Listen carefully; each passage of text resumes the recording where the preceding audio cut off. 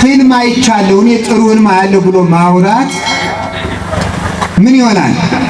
ቅድስና አለኝ ማለት ስለሚሆን በራስ መመካት ስለሚሆን ህልሙን የገለጠልን መልአክ ከኛ ይርቃል ማለት ነው። እግዚአብሔርን የሚያምን ሰው ማለት የትም ቦታ ሆኖ እግዚአብሔር ያየኛል የሚል ሰው ነው። ንጉሥ በመንግስቱ ሲገቡበት አይወድም። ይቅርታ የማይደረግባቸው ርዕሰ ጉዳዮች ናቸው እነዚህ። እግዚአብሔር አምላክነቱን ለሌላ ሲሰጡበት፣ ንጉሥ መንግስቱን ሲንቁበት፣ ለሰው ተብሎ አይደለም የሚኖረው ለእግዚአብሔር ተብሎ። የመጀመሪያው እግዚአብሔር እኔን እንዴት አድርጎ ነው የሚያውቀኝ? በሌብነት ነው የሚያውቀኝ? በመለጋስነት? በውንብድና ነው የሚያውቀኝ? በቅንነት? በትጋት ነው የሚያውቀኝ? በስንፍና? በዝሙት ነው የሚያውቀኝ? በንጽህና? በጾም ነው የሚያውቀኝ? በሆዳምነት? በማመስገን ነው? በተሳዳቢነት ነው? በአስታራቂነት ነው? በነገረ ሰሪነት ነው የሚያውቀኝ ብሎ ነው። ከእግዚአብሔር ፊት ስላላችሁ መልክ ነው መጨነቅ። ህልም እንድናይ የሚያበቃ ስራ የለንም እንጂ ምናልባት በህልማችሁ አንድ ቀን መልካም ነገር ካያችሁ ያንን ለሰው ማውራት አይገባም። እግዚአብሔርን የሚያምን ሰው ማለት የትም ቦታ ሆኖ እግዚአብሔር ያየኛል የሚል ሰው ነው። አሁን ዛሬ እኮ እግዚአብሔር የሚያየን አይመስልንም። ቤተክርስቲያን ስንሆን የሚያየን ይመስለናል አይደል እንዴ? ሰው ጭፈራ ቤት ሲገባ፣ ሰው መሸታ ቤት ሲገባ፣ ሰው ዶርሙ ውስጥ ሲሆን፣ ሰው ቤቱ ውስጥ ሲተኛ መስኮቱን ዘግቶ አልጋውን ዘግቶ መጋረጃ ጋርዶ ሲተኛ ግን እግዚአብሔር የሚያየው ይመስላል? አንዳንዱ ሰው ሲበላ ግን እግዚአብሔር የሚያየው ይመስላችኋል? አይመስልም እኮ።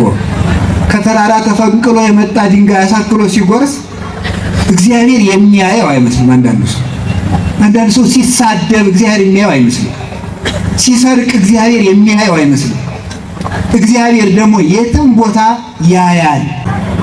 ከበሮ ሲመታውን አንዳንዱ ሰው ወንድ ሲሆን ወደ እነማን ዙሮ ነው የሚመታው? ወደ ሴቶች ዙሮ ነው የሚመታው። እንዲያዩት እኮ ነው፣ ሌላ እኮ አይደለም። እንዲያዩት፣ እነሱ እንዲያዩት በዚያ በኩል ማለት ነው። አንዳንዱ ሰው ደግሞ ሴቶች በተቀመጡበት ስንጥቅ አድርጎ የሚያልፍ ሰው አለ። እንዲሁ በዚያ እንዲያዩት ነው፣ ምንም እኮ አይደለም።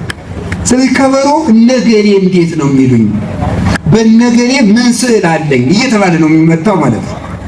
አሁን ከበሮ ሲመታ እስክስታው፣ እንቅጥቅጡ፣ ብር መሰኘቱ ምንድን ነው? ለእግዚአብሔር ነው ለሰዎች ነው? እንዲህ ማለት እኮ በቂ ነው። ከበሮ ሲመቱ በጣም መሽከርከር ይቻላል አይቻልም ብሎ ከመጠየቅ በፊት አንድ ጥያቄ መጠየቅ ቀላል ነው። ከበሮ ስንመታ የምንሽከረከረው ለእግዚአብሔር ነው ለሰው ነው? ለሰው ነው። ሴቱም እንደዚያው ማለት ነው።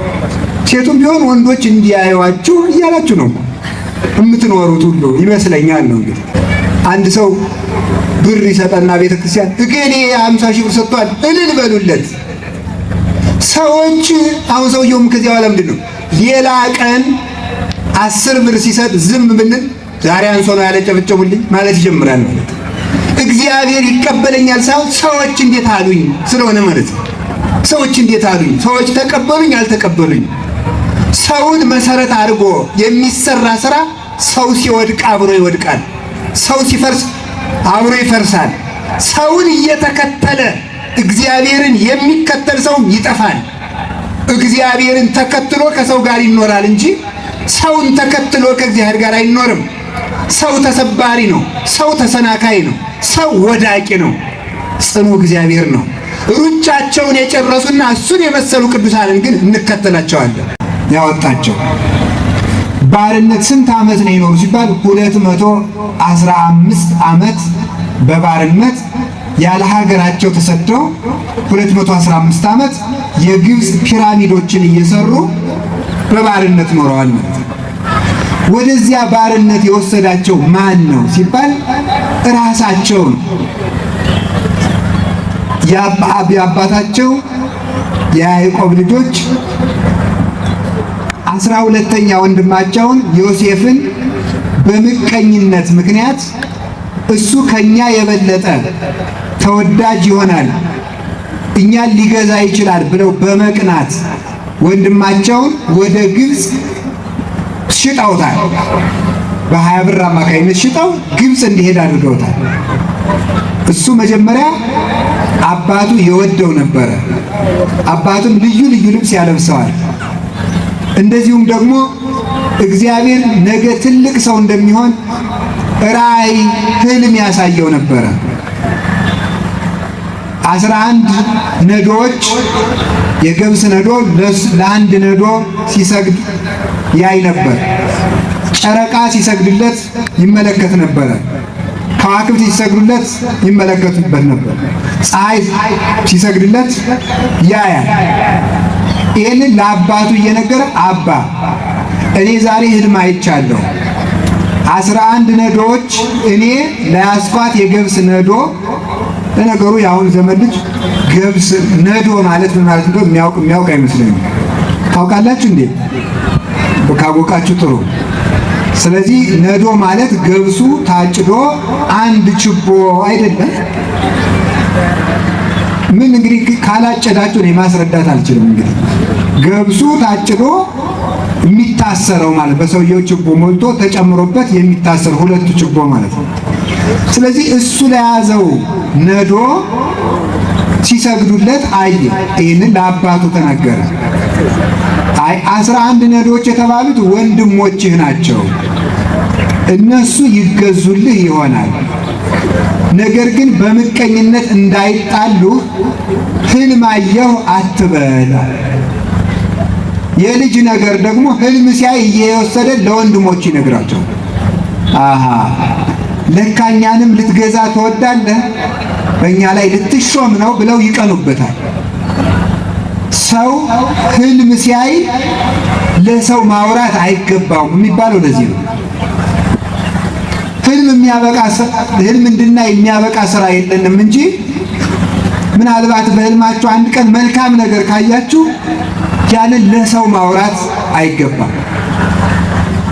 ብዙ ነገር ነው የሚያደርገው። አንደኛ ህልም አይቻለሁ እኔ ጥሩ ህልም አያለሁ ብሎ ማውራት ምን ይሆናል?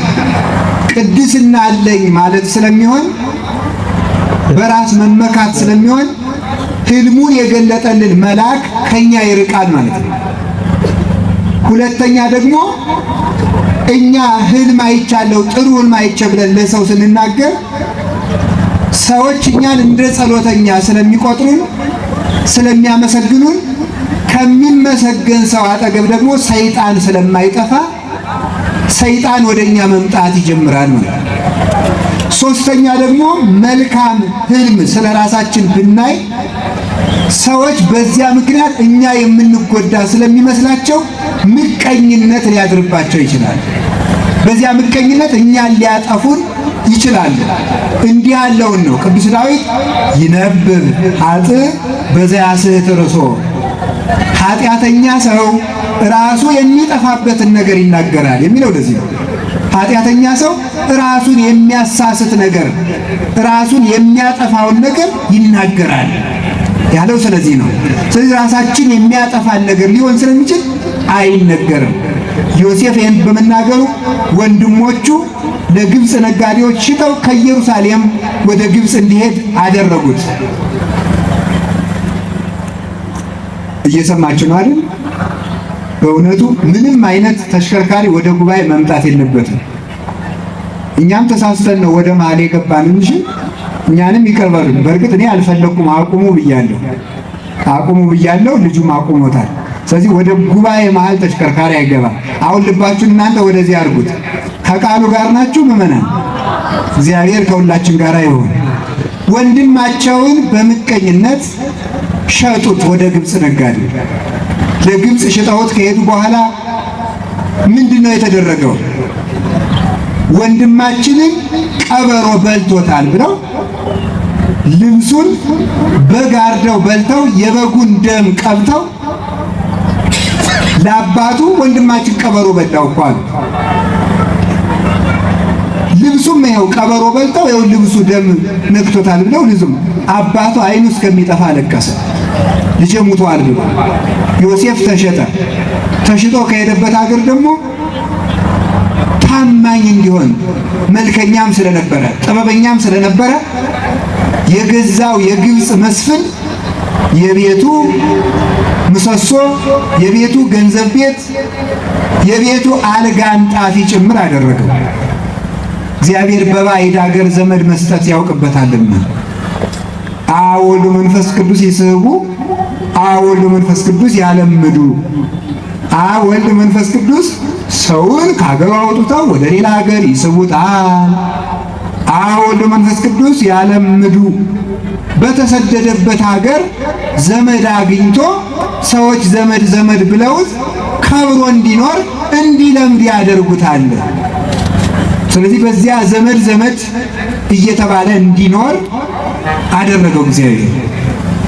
ሰይጣን በጣም ቀናተኛ ስለሆነ ይሄ ሰውዬ መቼ ነው ማርፈው? ወንድሞቹን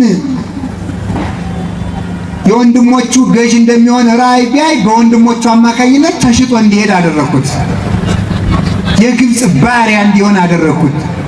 ደግሞ እዚህ መጥቶ የሰው አልጋ አንጣፊ ሆኖ ተመቸው። ደግሞ ምን ላድርገው ብሎ አሰበና የዚያ ሰውዬ መስፍን የመስፍኑ ሚስት በዝሙት እንድትመኘው አደረገ። ሲወጣ ባቱን ሲገባ ደረቱን እየተመለከተች በዝሙት ጾር ተነድፋ እሱን መመኘት ጀመረች። ሌሊት ተቀን ሐሳቧ ሁሉ እሱ ሆነ። ከዕለታት አንድ ቀን አንተ ሰው ከኔ ጋር ኃጢአት እንድትሰራ እፈልጋለሁ አለች። አይ ባለቤትሽ በገንዘቡ ሁሉ ሲሾመኝ በአንቺ ላይ ግን አልሾመኝም ማለት በሚስቱ ላይ አልሾመኝም። ልብ ብላችሁ ታውቁ እንደሆነ እግዚአብሔር በመለኮቱ ጉልማሳ በሚስቱ ንጉሥ በመንግስቱ ሲገቡበት አይወድም። ይቅርታ የማይደረግባቸው ርዕሰ ጉዳዮች ናቸው እነዚህ። እግዚአብሔር አምላክነቱን ለሌላ ሲሰጡበት፣ ንጉሥ መንግስቱን ሲንቁበት፣ ጎልማሳ ደግሞ ሚስቱን ሲቀሙት በዚህ ይቅርታ አያደርጉም። ሶስቱም እኔ በዚህ ላይ አልሾመኝም ማለት። ከዕለታት አንድ ቀን ገብቶ ከቤተ መንግስት ያለውን ገንዘብ ሁሉ ሲያናፍስ አንተ ባሪያ ዛሬ እጄ ወድቀሃል አልለቅህም ብላ ያዘችው። ጨርቁን ጥሎላት ወጣ። ልብሱን ብትይዘው ልብሱን አውልቆ ጥሎላት ወጣ። መጀመሪያ ምንድን ያላት?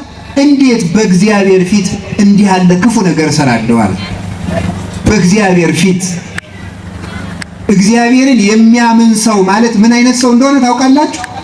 እግዚአብሔርን የሚያምን ሰው ማለት የትም ቦታ ሆኖ እግዚአብሔር ያየኛል የሚል ሰው ነው። አሁን ዛሬ እኮ እግዚአብሔር የሚያየን አይመስልንም። ቤተክርስቲያን ስንሆን የሚያየን ይመስለናል አይደል እንዴ? ሰው ጭፈራ ቤት ሲገባ፣ ሰው መሸታ ቤት ሲገባ፣ ሰው ዶርሙ ውስጥ ሲሆን፣ ሰው ቤቱ ውስጥ ሲተኛ መስኮቱን ዘግቶ አልጋውን ዘግቶ መጋረጃ ጋርዶ ሲተኛ ግን እግዚአብሔር የሚያየው ይመስላል። አንዳንዱ ሰው ሲበላ ግን እግዚአብሔር የሚያየው ይመስላችኋል? አይመስልም እኮ። ከተራራ ተፈንቅሎ የመጣ ድንጋይ አሳክሎ ሲጎርስ እግዚአብሔር የሚያየው አይመስልም። አንዳንዱ ሰው ሲሳደብ እግዚአብሔር የሚያየው አይመስልም።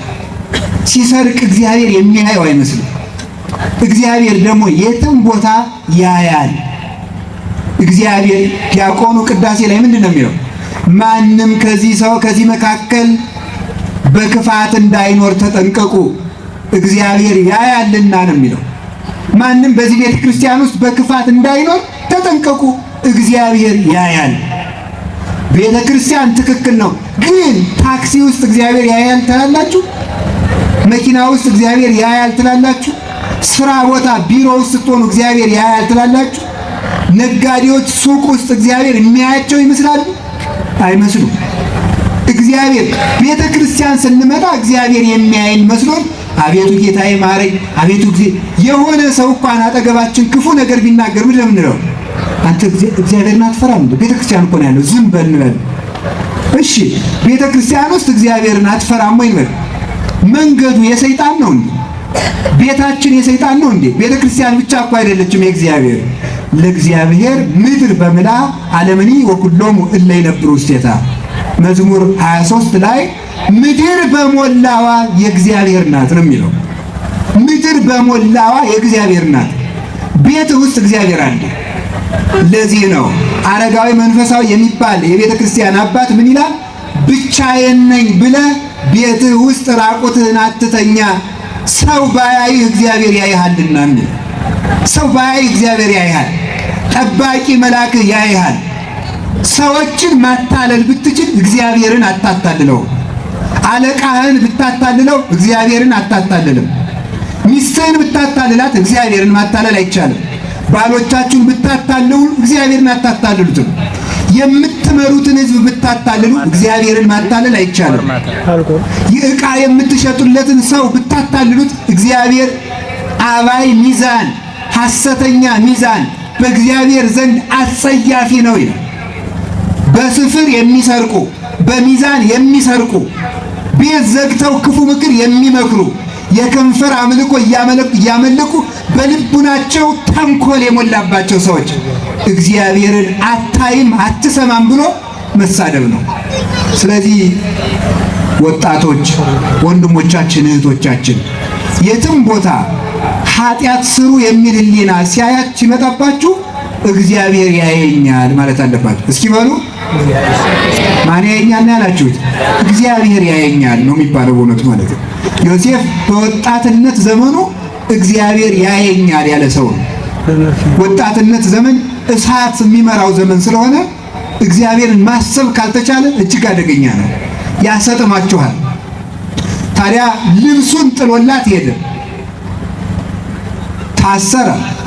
አያችሁ፣ ሰው ባሪያ ሲገዛ መግዛት ያለበት እንዲያው እንዲያ ያለውን ነው አለች። ዝርዝሩን ባልነግራችሁ ይሻላል ብዬ ነው አይደለም። እንዲያ ያለውን መልከ ጥፉ ይገዛል እንጂ ይሄን መልከኛ ባሪያ ገዝቶ አስደፈረኝ አለች።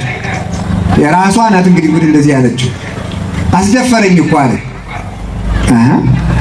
በኋላ እንግዲህ ልብ ብላችሁ ስሙ።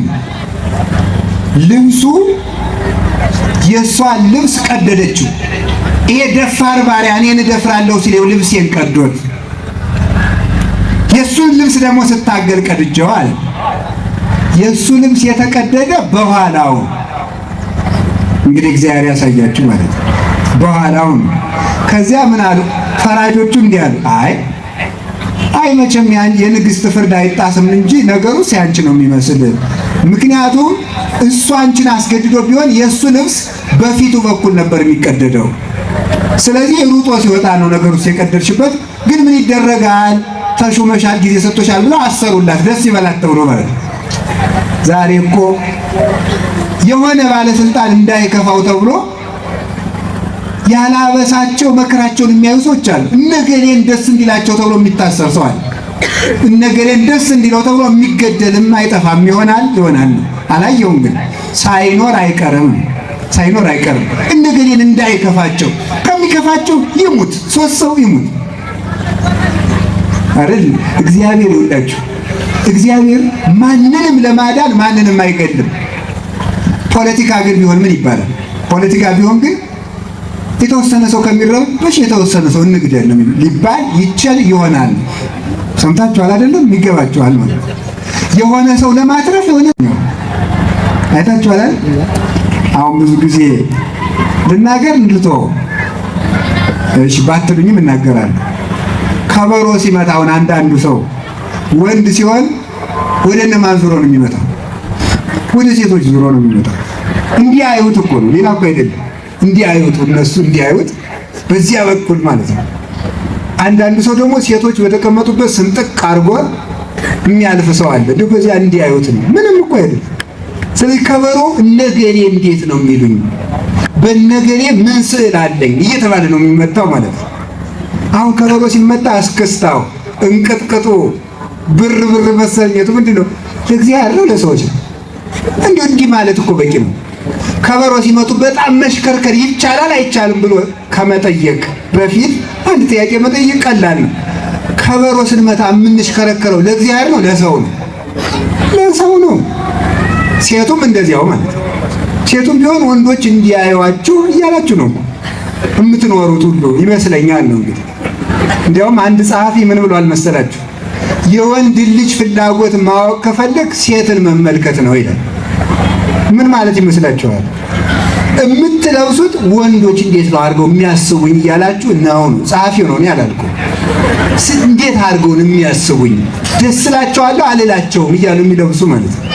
ለሰው ተብሎ አይደለም የሚኖረው፣ ለእግዚአብሔር ተብሎ። የመጀመሪያው እግዚአብሔር እኔን እንዴት አድርጎ ነው የሚያውቀኝ? በሌብነት ነው የሚያውቀኝ? በመለጋስነት? በውንብድና ነው የሚያውቀኝ? በቅንነት? በትጋት ነው የሚያውቀኝ? በስንፍና? በዝሙት ነው የሚያውቀኝ? በንጽህና? በጾም ነው የሚያውቀኝ? በሆዳምነት? በማመስገን ነው? በተሳዳቢነት ነው? በአስታራቂነት ነው? በነገረ ሰሪነት ነው የሚያውቀኝ ብሎ ነው። ከእግዚአብሔር ፊት ስላላችሁ መልክ ነው መጨነቅ። ለሰው ተብሎ ሰው አሁን ደውቆ ይገርማል። አንድ ሰው ብር ይሰጠና ቤተክርስቲያን እገሌ 50 ሺህ ብር ሰጥቷል እልል በሉለት። ሰዎች አሁን ሰውየውም ከዚያ በኋላ ምንድን ነው ሌላ ቀን 10 ብር ሲሰጥ ዝም ብንል ዛሬ አንሶ ነው ያለጨበጨቡልኝ ማለት ይጀምራል ማለት። እግዚአብሔር ይቀበለኛል ሳይሆን ሰዎች እንዴት አሉኝ ስለሆነ ማለት ነው። ሰዎች እንዴት አሉኝ፣ ሰዎች ተቀበሉኝ አልተቀበሉኝ። ሰውን መሰረት አድርጎ የሚሰራ ስራ ሰው ሲወድቅ አብሮ ይወድቃል፣ ሰው ሲፈርስ አብሮ ይፈርሳል። ሰውን እየተከተለ እግዚአብሔርን የሚከተል ሰው ይጠፋል። እግዚአብሔርን ተከትሎ ከሰው ጋር ይኖራል እንጂ ሰውን ተከትሎ ከእግዚአብሔር ጋር አይኖርም።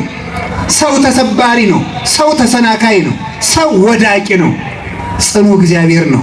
ሩጫቸውን የጨረሱና እሱን የመሰሉ ቅዱሳንን ግን እንከተላቸዋለን።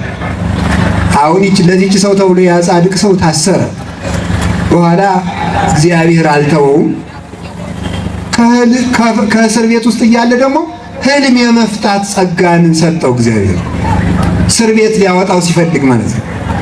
ነገር ሁሉ ለበጎ ነው የሚባለው ለዚያ ነው።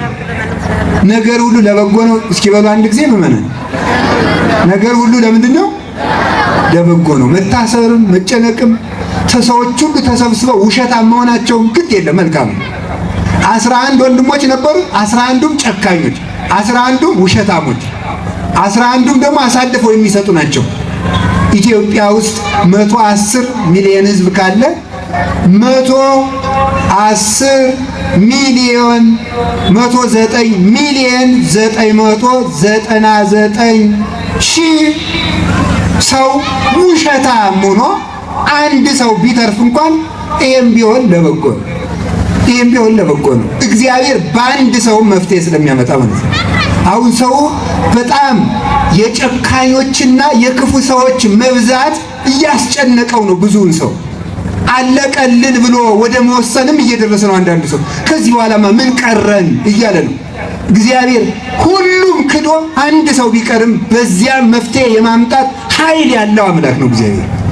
ወንድሞቹ ሁሉ ሸጡት። ከዚያ ደግሞ የተሰደደበት ሀገርም ደግሞ እስራት። አንዳንድ ጊዜ መከራ ሲደራረብ እግዚአብሔር የሌለ ይመስላል። ሊቃውንቱም ይላሉ ደመና ሲበዛ ፀሐይ የሌለ ይመስላል፣ ውሸት ሲበዛ እውነት የሌለ ይመስላል፣ መከራ ሲበዛ እግዚአብሔር የሌለ ይመስላል ይላሉ። ግን ደመናውን ነፋስ መበተኑ አይቀርም፣ የውሸት ብዛትም በእውነት መበተኑ አይቀርም። ጊዜ የሰጣቸው ሰዎችም በጊዜ መሰናከላቸው አይቀሩም። ጨካይ ሰዎችም ለነሱም ጨካይ መውረዱ አይቀርም። ባለጸጎችም መደየታቸው አይቀሩም። ሁሉም ይረሳል። ለደስታም የማብቂያ ጊዜ አለው፣ ለሐዘንም የማብቂያ ጊዜ አለው። እዚያ እስር ቤት ውስጥ እንዳለ እግዚአብሔር የህልም ጸጋ ሰጠው። ህልም ፈታ። ይኸው እንግዲህ እንደምታውቁት ንጉሱ 7 የወፈሩ ላሞች በህልሙ አየ። 7 የከሱ ላሞች ደግሞ መጥተው የወፈሩትን ላሞች ሲውጧቸው አየ። ማን ይፍታለት? ኧረ አንድ ህልም የሚፈታ ባሪያ ያለ ከኢየሩሳሌም ተገዝቶ ይመጣ፣ እስኪ ና በሉት።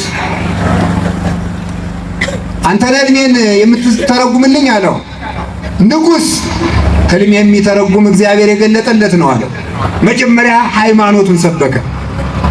አሁን እፈታለሁ ጸጋ አለኝ አላለም። እንደዚህ ዘመን ሰው ማለት የዚህ ዘመን ሰው እንኳን ያለውን ጸጋ የሚመኘውን ጸጋ ሁሉ ነው በፌስቡክ የሚለጥፈው አይደለም፣ የሌለውን ሁሉ ማለት። አሁን እናንተ እኔ ይገርመኛል፣ ሰው ገዳም ሂዶ አቡነ ዘበሰማያት ከመድገሙ በፊት ፎቶ ተነስቶ በፌስቡክ መለጠፍ ይቀናል። እንዲሁ እኮ ግርም እኮ ነው የሚያደርገኝ እኮ ነው። እውነቴን እኮ ነው። እንደዚያ አሁን እኔ እኮ ገዳሙን ለመሳለም ሂዳችሁ በዚያ ከኮራችሁ ገዳሙ ውስጥ መልአክ ሊገለጥላችሁ እኮ ተኙና እንራመድባችሁ ሳትሉን አትቀሩ ማለት ነው። በጣም እንዴት ያለ እኮ ሰው ችኩል እንደሆነ ልብ ብላችሁ ስሙ። ይሄ ጸጋዬ የእግዚአብሔር ነው፣ ይሄ ስጦታዬ የእግዚአብሔር ነው ነው የሚባለው። ህልም የሚተረጉም እግዚአብሔር ነው አለ። በልተርጉምልኝ 7 የከሱ ላሞች የተባለ የወፈሩ ላሞች 7 የጥጋብ ዘመን ይመጣል። 7 የከሱ ላሞች የተባሉት 7 የረሃብ ዘመን ይመጣል አለው። ምን ላድርግ አለው ንጉሡ። በ7ቱ የጥጋብ ዘመን ለረሃቡ ዘመን አጠራቅም፣ ህዝቡን እህል አምጡ አልክና ሰብስብና መልሰህ ለረሃቡ ዘመን ለህዝቡ ታከፋፈላቸዋለህ። ይሄንን የሚያደርግልኝ ካንተ በቀር ጥበበኛ የለም፣ ከመንበሬ በቀር የግብፅ ንጉሥ አድርጌ ሾሜሃለሁ። ነገር ሁሉ ለበጎ ነው የሚባለው ለዚህ ነው። ወንድሞቹ ለባርነት በባዕድ ሀገር ቢሸጡት እግዚአብሔር በህልም ፈችነት አማካይነት በግብፅ ምድር ለባርነት በሄደበት ሀገር ለንጉስነት እንዲሾም አደረገው። ንጹህ መሆኑን ይህንን ይዘው ሊቃውንተ ቤተ ክርስቲያን ይላሉ። ዝሙት ይላሉ፣ ዝሙት ንግስትን ባሪያ ያደርጋል፣ ንጉስን ባሪያ ያደርጋል። ንጽህና ደግሞ ባሪያን ንጉስ ያደርጋል ይላል። ተመልከቱ ክርስቲያኖች፣ ዝሙት ንግስቲቱን የባሪያዋ ባሪያ አድርጓት ነበረ። 20 ብር ለገዛችው ለዮሴፍ ለሱ ወድቃ አንተን እመኛለሁ ብላ ስትለምን ነበረ። ኃጢአት ንጉስን ንግስትን ባሪያ ያደርጋል። እሱ ደግሞ ለኃጢአት ያልተገዛ ንጹህ ስለሆነ ንጽህና ደግሞ ባሪያውን ንጉስ አደረገው። ዛሬ እውነቴን ልንገራችሁ፣ ባላወቅነው ባርነት እየተቀጠቀጥን፣ ባላወቅነው ባርነት እየተገዛን ያለ ነው። ለምን ይመስላችኋል?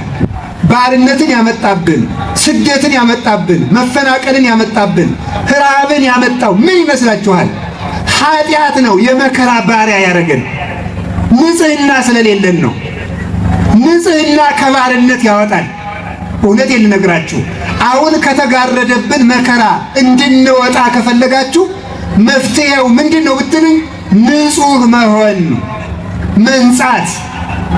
የምትሰርቁ ሰዎች ስርቆታችሁን ማቆም፣ ሱስ ያለባችሁ ሰዎች ሱሳችሁን ማቆም ከዛሬ ማታ ጀምሮ።